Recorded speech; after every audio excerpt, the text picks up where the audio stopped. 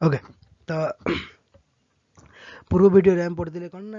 डुबेरन trial विषय पढ़ते आज पढ़ा आउ गोटे नियम जे न्यूलैंड का अष्टक नियम आम से डुबेरन ट्रायल देखते कौन ना सी कौन करते ना तीनोटी लेखाएं मौलिक को लेकिन गोटे ट्रायल गठन करते भूल कौन थी ना से जो मॉडल को लेकिन से तैयारी करते से परवर्ती समय आउ मौलिक आविष्कार कराला सी आ स्थान पाइपारा ना से कौन कले जन न्यूलैंड सी कौन कले ना अष्टक नियम तैयारी कले जो नियम अनुଯାयी सी कौन करते तीन लेखा सजाई ये आठटी लेखा नहीं सजेबे आंक भितर संपर्क माने समानता कौन ना सी नहीं जे सी मौलिकर वस्तुत्व को नहीं रखी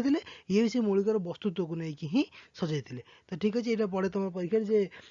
न्यूलैंड का अष्टक नियम क्या पर्यवेसित मौलिकर पारमाणविक वस्तुत्व ओके तो ठीक अच्छे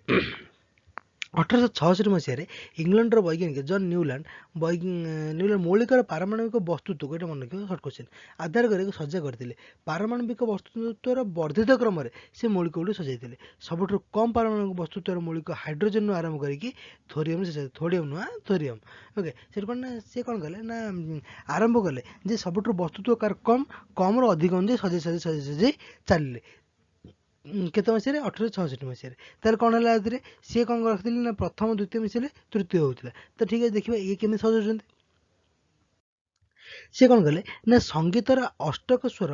संगीतर अष्ट सा रे गामा पाधा निशा ओके जहाँ मुझे जानी कद भाई गाँव तो चलो से संगीतर अष्टक स्वर सहित तुलना कले से अष्टक नियम आखि देले कहीं ना देख सारे गामा पाधा नि पुणी थे सार आसिक पहुँचल ना जमीक प्रथम और अष्टम गुण गुड़ाक कौन हो समानता रोचे से सी कौन कले ना संगीतर अष्टक स्वर बोली कहले से कौन से कौन ता ना देले अष्टक नियम बा ऑक्टेट रूल बोली कहुए से कौन कले ना तेणु तार नियम दिगला कौन न्यूलैंड का अष्टक नियम तो ठीक अच्छे सी कौन करते आगे ना प्रथम कौन कौन कौन कले सी मौलिकर वस्तुत्व नहीं सजेले है कि 1866 मसीह आरंभ करते आउ कौन ना मौलिक गुड़ी को संगीतर 7 सुर अनुଯାयी सजाई अच्छा तापर कौन है से जो नियम कहगला अष्टक नियम बोली कहगला न्यूलैंड का अष्टक लिथियम धर्म सह सोडियम धर्म सादृश्य से जनाए लिथियम पर सोडियम हूँ अष्टम मौलिक से बेरिलियम मैग्नेशियम धर्म एका भाई तो ठीक अच्छे कथा बुझुँ भल भाव जे सी एमती भाव में नियम गुड़ाक सब माने नियम कहे मौलिक गुड़ाक एम सजाई रखिले जमीक गोटे रही 8 नंबर गणव जो जगह है जो मौलिक है तार गुणटा सामान देखे ओके तेन पुणी थे गोटे रखिए से 8 नंबर जो है से गुणटा भी सामान देखे ओके तेणु न्यूलैंड एमती भाव में कौन कले ना मौलिक गुड़ सजाइले बुझेगा से कहले अष्टक तुम जो उदाहरण पढ़ो लिखे कौन ना लिथियम आउ सोडियम ओके लिथियम सोडियम को सी देखे तुम गणव बर्तमान भी से आज लिथियम और सोडियम लिथियम 8 नंबर सोडियम तेणु लिथियम और सोडियम धर्म एका भाई से भाया कौन बेरिलियम आ मैग्नेशियम बेरिलियम ठार 8टा घर दूर किए अच्छी मैग्नेशियम तेणु बेरिलियम और मैग्नेशियम धर्म एका भाई कहबार अर्थ हो प्रथम कहर अर्थ हूँ से प्रथम आउ अष्टम ओके देख 1 2 3 4 5 7 पुणी थे 8 हाइड्रोजेन फ्लूइड गुण एका भाया क्लोरीन फ्लूइड गुण एका भाया तेणु सी कौन कले ना सी कहवा कथा जे एमती भाव में मौलिक गुड़ सजेबी जमीक प्रथम अष्टम पुणी थे जो गणव तार प्रथम अष्टम है कि से सब जो मौलिक गुड़ाक रे गुण अनुଯାयी से सब भल भाव सजाइकी रे ओके से कौन कले ना संगीत 7 सुर ने सा रे गामा पाधानी पुणी सा जो आसो पुणी आसी कौटी पुणी थे सा तले आसी रही ताने कहबार अर्थ जे गोटे स्वर तले जो मैंने सब रही गुण सब एका भाया हाइड्रोजेन फ्लोरीन क्लोरीन ब्रोमीन गुण सब एका भाया से भाया रे तले जो लिथियम सोडियम पोटासियम कपर गुण सब एका भाया तेणु सी कौन कले ना यहीपरि भाव में सजाइले क्या ना अष्टक नियम देख अष्टक नियमटा एमती कर रखी जो पर्याय सारणीटा तुम बहरी बस देख